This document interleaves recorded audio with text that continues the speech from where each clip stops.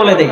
আল্লাহ কুরআনুল কারীমের মধ্যে বলেছেন মিনহা খালাকনাকুম ওয়া ফিহা নুঈদুকুম ওয়া মিনহা নুখরিজুকুম তারাতান উখরা। আল্লাহ বলতেছেন হে পৃথিবীর মানুষ শুনে রাখো, তোমাদেরকে আমি আল্লাহ মাটি থেকে সৃষ্টি করেছি, তৈয়ার করেছি, আবার তোমাদেরকে মাটির মধ্যেই নিয়ে আসব। ওয়া মিনহা নুখরিজুকুম তারাতান উখরা, আবার তোমাদেরকে কাল হাসরের ময়দানে উঠাবো মাটি থেকেই। জোরে কোন সুবহানাল্লাহ, আরো জোরে বলেন সুবহানাল্লাহ। তাহলে এসেছি ববে চলে যেতে হবে, কথা কোন ঠিক কিনা? টাকার কোনো জায়গা নাই, টাকার স্থান দুনিয়ায় নয়, দুনিয়াটা ক্ষণস্থায়ী, আখিরাত হচ্ছে চিরস্থায়ী। এসেছি ববে চলে যেতে হবে, কয়দিন থাকবো কোনো গ্যারান্টি নাই। আরে বাবার আগে সন্তান চলে যায়, দাদার আগে নাতি চলে যায়, কথা কোন ঠিক কিনা? আরো জোরে বলেন ঠিক কিনা? চলে যেতে হবে কবরে। কবরের জগৎটা বাবা কত বছর, হাজার বছর, কোটি বছর থাকতে হবে, কোনো হিসাব নাই। সেই কবরটা কারোর জন্য জান্নাতের বাগান হবে, আবার কারোর জন্য জাহান্নামের লাকড়ি আগুন হয়ে দাঁড়াবে, কথা কোন ঠিক কিনা? আওয়াজে বলেন ঠিক কিনা? যাই হোক বাবাজিরা আমার, দুনিয়াতে এসেছি, দুনিয়াতে আবার চলে যেতে হবে দুনিয়া থেকে, তবে ঈমান আর আকীদা ঠিক রেখে চলে যেতে হবে, কথা কোন ঠিক কিনা? আরো জোরে কোন ঠিক কিনা? দুনিয়াতে এসেছেন রং তামাশায় শুধু আপনি রঙিন ভাবে ঘুরলেই হবে না, ঘুরির মতো চতুর্দিকে ঘুরলেই হবে না। আল্লাহর কথা চিন্তা করতে হবে, আখিরাতের কথা চিন্তা করতে হবে, কথা কোন ঠিক কিনা?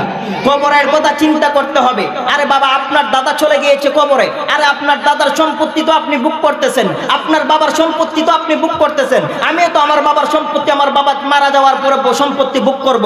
আমার বাবাও তো আমার দাদার সম্পত্তি বুক করতেছে। কই একদিন তো দেখলাম না আমার বাবা আমার দাদার কবরের মধ্যে গিয়ে জিজ্ঞেস করতে, আব্বা আপনি কেমন আছেন?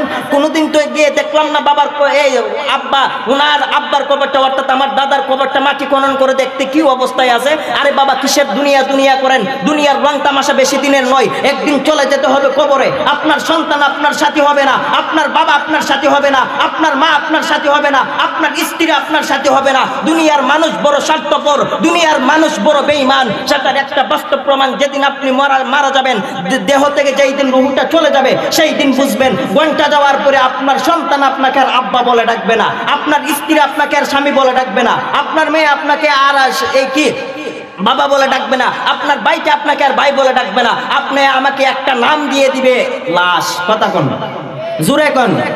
আপনার সন্তানটা আপনাকে 1 ঘন্টা যাওয়ার পরে আপনাকে বলবে লাশটাকে বাহির করো, দৌড়ার ব্যবস্থা করো, দৌত করো। দৌত করার পরে আপনি 1000বার চেষ্টা করলেও বলে লাশটাকে একটু ভিতরে নেন, সবাই মানলেও আপনার সন্তানটাই সবার আগে বাধা দিবে। আরে না, লাশ ধুয়ে ফেলছো আর আবার কেন ভিতরে ঢুকাইবা?